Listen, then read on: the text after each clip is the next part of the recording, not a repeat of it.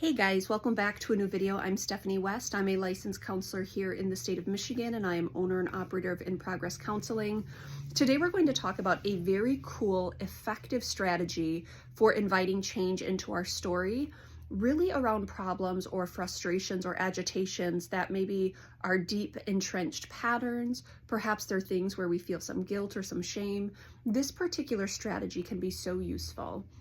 I was in a conversation last night with a peer, and we were running through his presentation on narrative therapy, and he brought up the externalization process. And so he and I are having a conversation around it, and he said, Steph, and I'm going to walk you through this with me. He said, Steph, tell me about a problem that you are currently wanting to address. And in the middle of that, I interrupted him, and I said, I interrupt people all the time. I really need to work on this.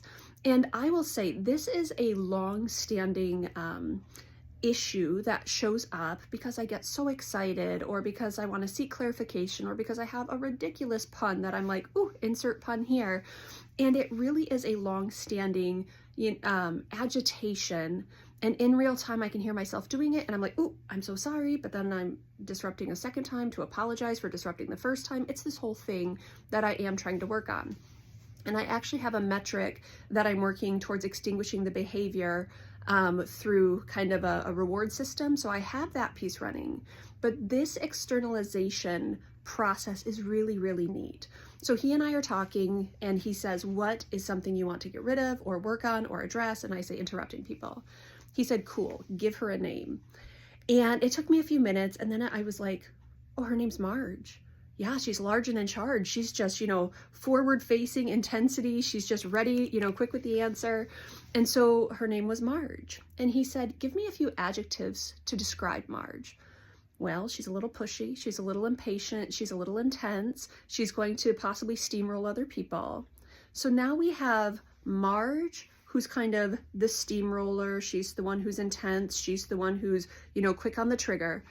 And so we start to develop language around Marge a little bit more. One of which is, what's Marge's goal? Well, Marge wants to be heard. Marge wants to contribute. Marge is actually quite helpful, but sometimes it comes off a little frantically. Marge is, someone who's comfortable just contributing and saying the things. But sometimes Marge steamrolls and she comes across as impatient. And so when we externalize it, we're saying, Steph, you're allowed to show up and contribute and be a member of a conversation. But when you let Marge be the one who leads it, she's just Wreck-It Ralphing all over the place, which could potentially hurt people's feelings.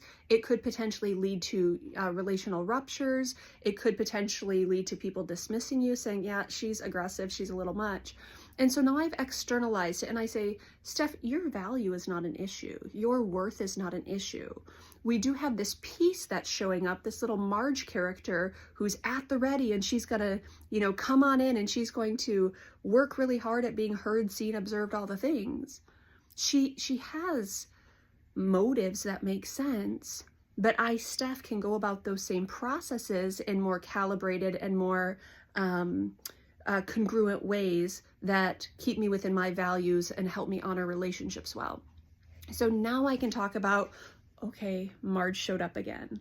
When I do feel that urge or that intensity, I can start externalizing it, talking about Marge, talking back to Marge when I feel that internal tussle of like, oh, I want to jump in. Or I can also, when I do overstep, I can talk myself through it like, you're working on it. Marge showed up. You apparently really wanted to be heard here. I can investigate it a little bit. But the point being, it's not me doing a character assassination on myself. Steph, you're such a moron. Why are you so impulsive? Why are you so this? Why are you so that? It's like, oof, Marge showed up again, and we're working on it, and she's a little ramped up. And so we want to recalibrate. We want to pull it back a touch. This works really well when I'm talking with my nutrition clients, and we're talking about things like, hey, what's going on for you late at night when you just autopiloted, go to the cupboard and you grab things and you just start mindlessly eating? And it's like, oh yeah, that's Sly Sally. She shows up and tells me all the ways that I shouldn't be bored. I should go get stimulation. I should go do something that's exciting or enticing. Or she tells me to, be rewarded for my hard work today, and you can reward yourself with this, pint of ice cream. That's Sly Sally. She's calling the shots at that point. When we externalize it, we can look at it as kind of an extension of ourselves. It's not our worth, it's not our value, it's not who we are, but it is something that's going on.